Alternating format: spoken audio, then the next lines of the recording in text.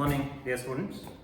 The experiment that we will be performing is a biochemistry experiment under paper 8 in the 6th semester of BSc.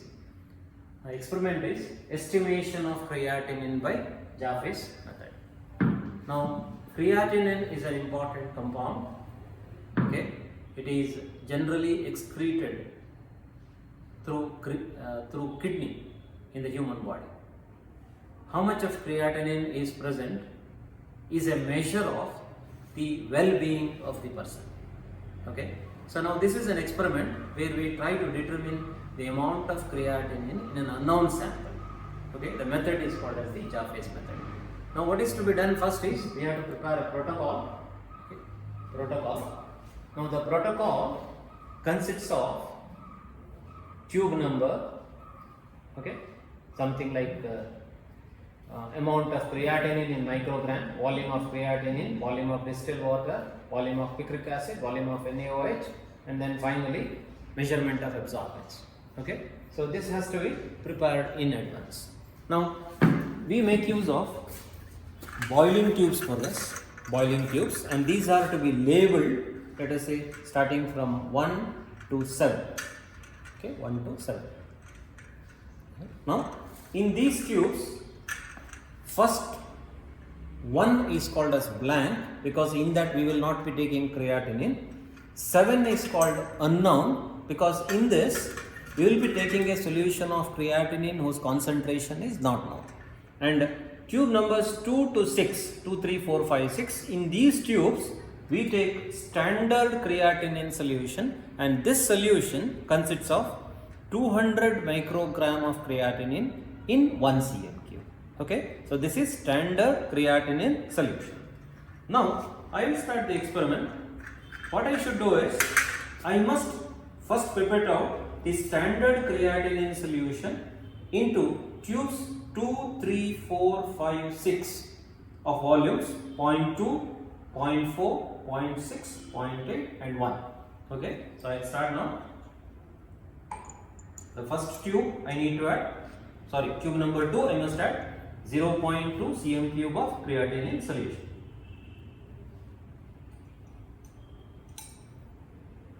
So this is standard creatinine solution. I am repeating it out.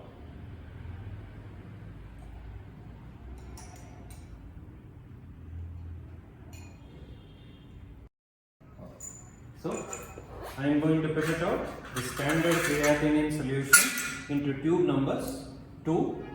I must add 0.2 ml.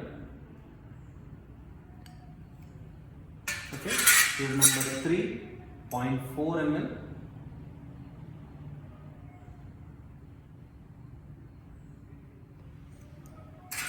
Tube number 4, 0.8 ml. 0.6 ml.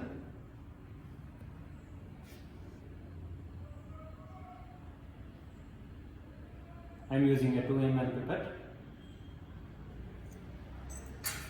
Tube number 5, 0.8 ml.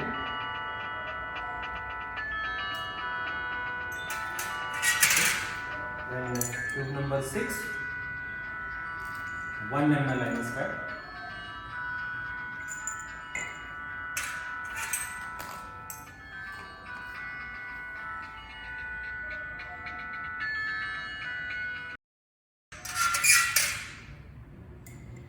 Okay, and tube number 7, I am going to take unknown solution which is often given in a standard flask of capacity 100 ml. A small volume is generally given from the stock solution. It should be made up to 100 ml by using distilled water. It is shaken thoroughly, and from that you need to take 1 ml of unknown solution.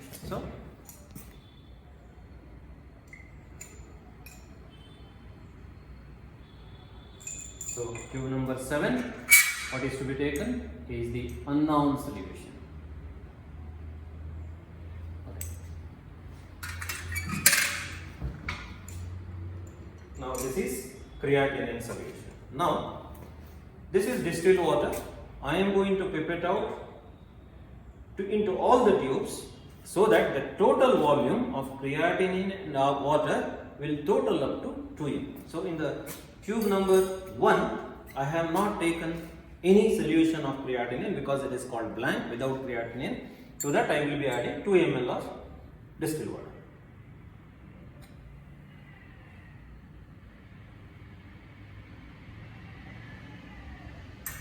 Okay, 2 ml. In tube number 2, I have taken 0.2 ml of creatinine. I am going to add water 1.8 ml.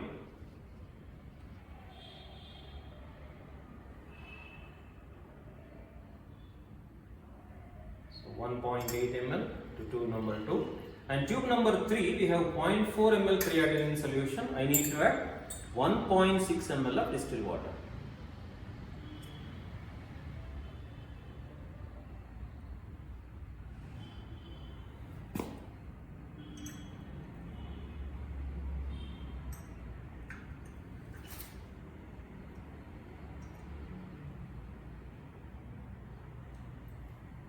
And tube number 4, I have taken 0.6 ml of creatinine. I must add 1.4 ml of distilled water.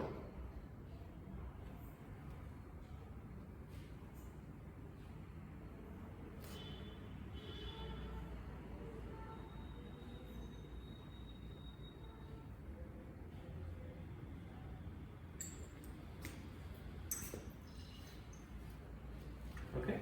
And tube number 5, I have taken 0.8 ml of creatinine. I will be adding 1.2 ml of distilled water.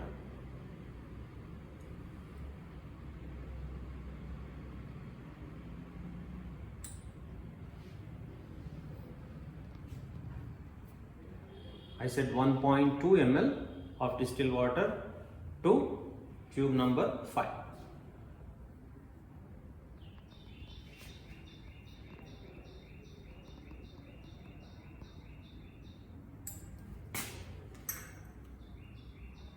Okay, tube number 6, I have taken 1 ml of creatinine. I must add 1 ml of distilled water.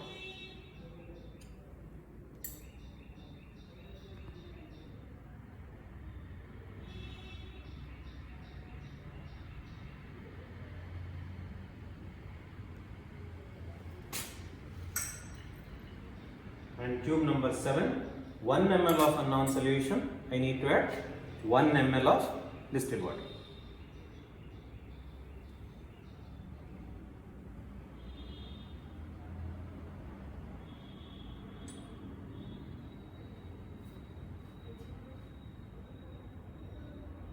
Okay.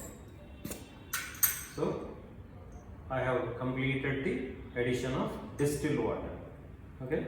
Now I must add to all of them the coloring agent, which is picric acid.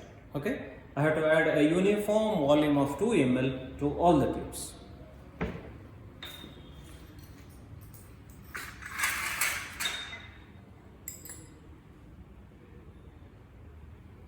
Now this picric acid is supposed to react with creatinine and convert it into a red colored compound in presence of an alkali.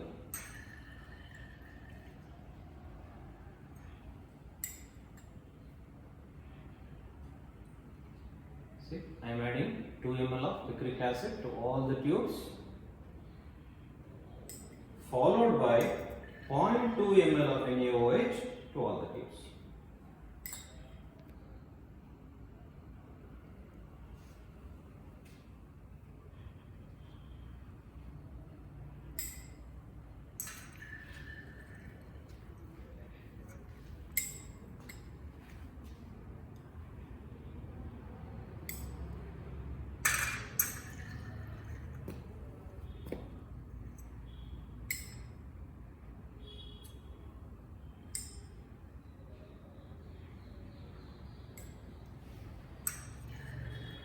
Including tube number 7, which has unknown solution.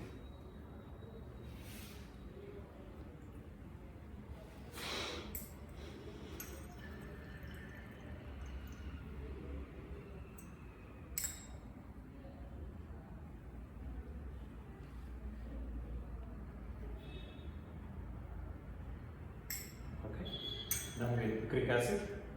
I can keep it aside and then make all these solutions alkaline by adding NaOH, 10% NaOH. I have to add about 0.2 ml to each one of them.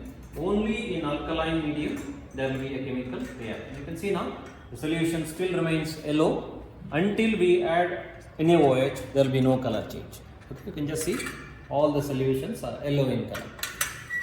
Okay, now I am going to add NaOH 0.2 ml to all these tubes, and the concentration of this NaOH is 10%. When you pipette out, you have to be careful because the concentration is very high. It can burn your lips, right? You have to be quite careful while pipetting this out. Okay, so I am going to add how much? 0.2 ml to all this. See, tube number 1, 0.2, tube number 2, 0.2. Okay. Tube number 3 also 0.2.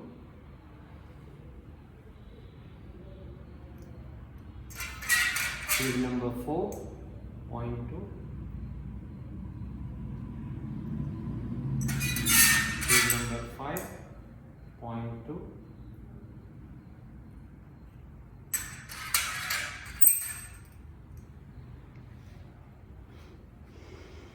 And finally 0.2 ml to tube number 7.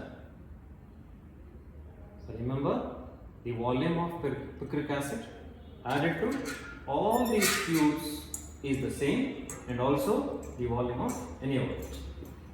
Now it is very important during this experiment to take tubes which are clean and dry, one thing. Second, when you pipette out various solutions, you must do it very accurately without even a small drop should be added in excess or less. Okay, it should be exactly as prescribed in the protocol.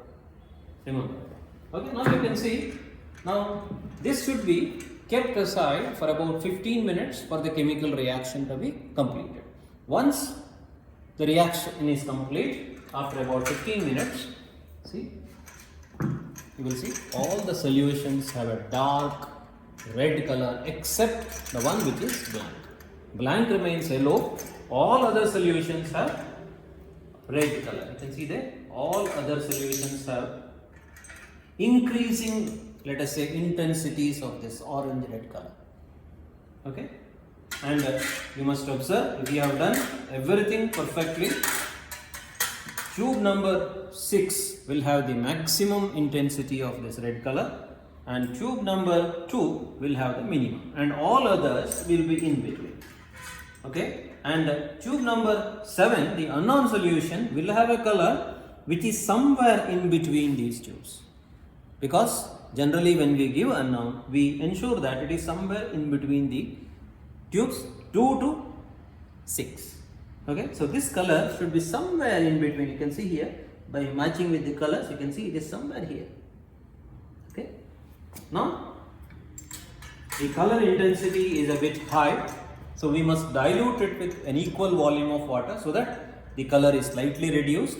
When you are measuring the absorbance, for let us say accuracy, we need to ensure that the color is not very dark. It should be made a bit light.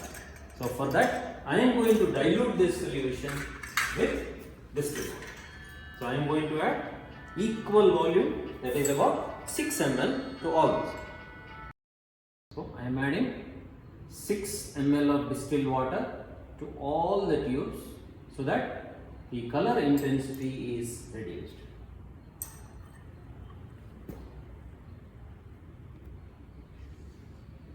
And again, you have to be very accurate.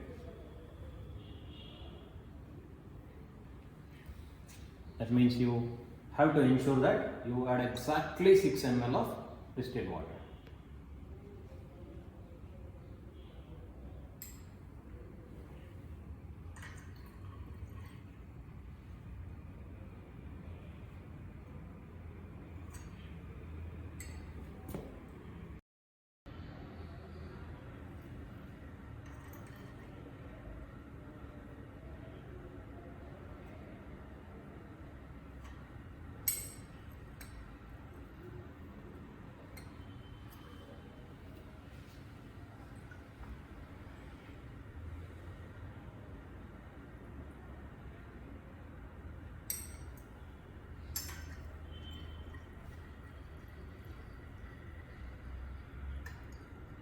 So the addition of water should be including tube number 7, which has the unknown solution.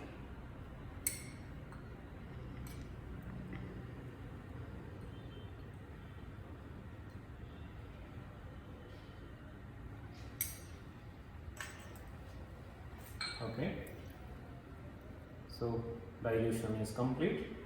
Now after dilution, shake all these solutions so that the solution thoroughly mix and the color distribution is uniform throughout the volume of the solution, and then measure the absorbance of these solutions using a colorimeter.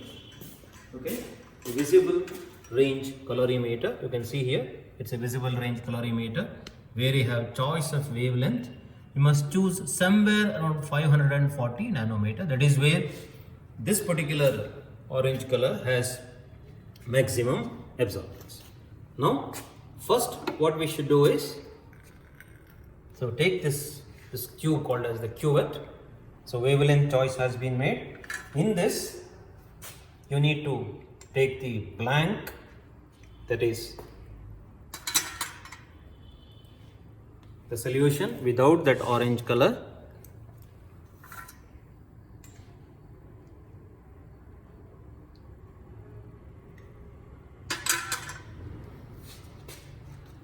okay. You can take almost let us say full, wipe outside of this tube using a paper, filter paper, and then keep it inside in this tube. Okay, now the reading is not 0. Here is a small circle like object which will rotate, okay, which can be moved so that you get reading 0.00. Okay, so what is that we have done now? You have taken the blank solution in the cuvette, placed it here and adjusted the reading to 0. Okay, so that is with tube number 1. That is the blank solution. Now wash this cuvette with distilled water. Cuvette with distilled water.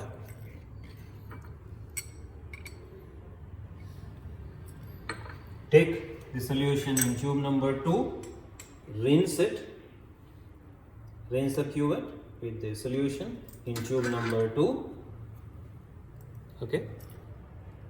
Then fill it almost full.